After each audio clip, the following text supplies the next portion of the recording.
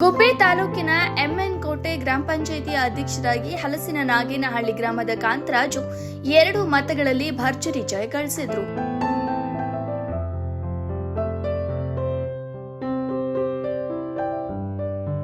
ಈ ಹಿಂದೆ ಅಧ್ಯಕ್ಷರಾಗಿದ್ದ ನರಸಯ್ಯ ಅವರ ಅವಿಶ್ವಾಸದ ಹಿನ್ನೆಲೆಯಲ್ಲಿ ತೆರವಾಗಿದ್ದ ಸ್ಥಾನಕ್ಕೆ ನಡೆದ ಚುನಾವಣೆಯಲ್ಲಿ ಅಧ್ಯಕ್ಷ ಸ್ಥಾನಕ್ಕೆ ಕಾಂತರಾಜು, ದಿಲೀಪ್ ಕುಮಾರ್ ಹಾಗೂ ಲೋಕೇಶ್ 3 ಜನ ನಾಮಪತ್ರವನ್ನ ಸಲ್ಲಿಸಿದ್ರು.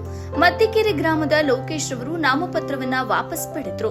ಚುನಾವಣೆ ಕಣದಲ್ಲಿ ಕಾಂತರಾಜು ಹಾಗೂ ದಿಲೀಪ್ ಕುಮಾರ್ ಇಬ್ಬರು ನಾಮಪತ್ರ ಸಲ್ಲಿಸಿದ್ದರಿಂದ ಚುನಾವಣೆ ಅಧಿಕಾರಿಗಳು ಚುನಾವಣೆಯನ್ನ ನಡೆಸಿದ್ರು. ಕಾಂತರಾಜ್ ಒಟ್ಟು ಮತಗಳನ್ನ ಪಡೆದ್ರೆ ಪ್ರತಿಸ್ಪರ್ಧಿ ದಿಲೀಪ್ ಕುಮಾರ್ 8 ಮತಗಳನ್ನ ಪಡೆದು ಪರಾಜಿತಗೊಂಡರು.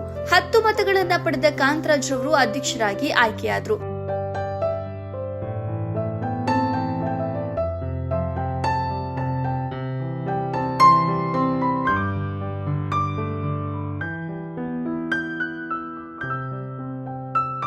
ನೂತನ ಅಧ್ಯಕ್ಷ ಕಾಂತರಾಜು ಮಾತನಾಡಿ, ನನ್ನನ್ನ ಅಧ್ಯಕ್ಷರಾಗಿ ಆಯ್ಕೆ ಮಾಡಿದ ಎಲ್ಲ ಗ್ರಾಮ ಪಂಚಾಯಿತಿ ಸದಸ್ಯರಿಗೆ ಮೊದಲು ಅಭಿನಂದನೆ ಸಲ್ಲಿಸುತ್ತೇನೆ. ಸರ್ಕಾರದಿಂದ ಬರುವ ಸೌಲಭ್ಯಗಳನ್ನ ರೈತರಿಗೆ ಪ್ರಾಮಾಣಿಕವಾಗಿ ತಲುಪಿಸುತ್ತೇನೆ. ರಸ್ತೆ, ಬೀದಿ ದೀಪ, ಚರಂಡಿ ಹಾಗೂ ಕುಡಿಯುವ ನೀರು ಸೇರಿದಂತೆ ಅನೇಕ ಮೂಲಭೂತ ಸೌಲಭ್ಯಗಳನ್ನು ಒದಗಿಸಲು ಬದ್ಧನಾಗಿರುತ್ತೇನೆ ಎಂದು ಭರವಸೆ ನೀಡಿದರು.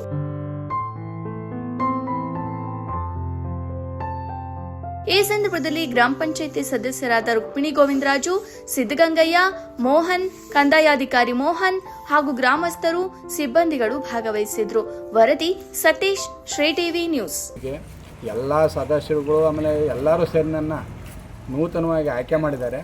ಅವರೆಲ್ಲರಿಗೂ ನಾನು ಮೊದಲನೇದಾಗಿ ಕೃತಜ್ಞತೆ ಸಲ್ಲಿಸ್ತೀನಿ. ಯಾಕೆಂದರೆ ಇದು ಅನಾನುಕೂಲದಿಂದ ಒಂಥರ ಎಮರ್ಜೆನ್ಸಿಯಲ್ಲಿ ಬಂದು ಮಾಡಿರೋದ್ರಿಂದ ಇಷ್ಟೊಂದು ಆಶೀರ್ವಾದ ಮಾಡಿರೋದಕ್ಕೆ ನಾನು ಎಲ್ಲರಿಗೂ ಚಿರುನುಡಿಯಾಗಿ ಕೆಲಸ ಮಾಡ್ಕೊಂಡು ಹೋಗ್ತೀನಿ.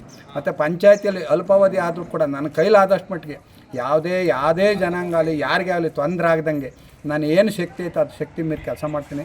ನನಗೆ MLA ಸಹಕಾರ ಕೊಡ್ತಾರೆ. ಅವರಿಂದ ತಂದು ಏನಾಗುತ್ತೋ ಅದು ಮಾಡಿಸ್ತೀನಿ ಅಂತ ಹೇಳಿ ನಾನು ಎಲ್ಲರಿಗೂ ಆಶಿಸ್ತೀನಿ. ಸರ್, ಯಾವ MLA ಸಹಕಾರ ಕೊಡ್ತಾರೆ? ವಾಸಣ್ಣ, MLA ಶ್ರೀನಿವಾಸ್ ವಾಸಣ್ಣ ಬರ್ತಕ್ಕಂಥ ಅವರು ನಾನು ಅವರ ಶಿಷ್ಯ. ಅವರು ಯಾವುದೇ ಮಾರ್ಗದರ್ಶನ ಹೋಗುವಂಥರ ಆ ಥರ ನಾನು ಹೋಗ್ತೀನಿ.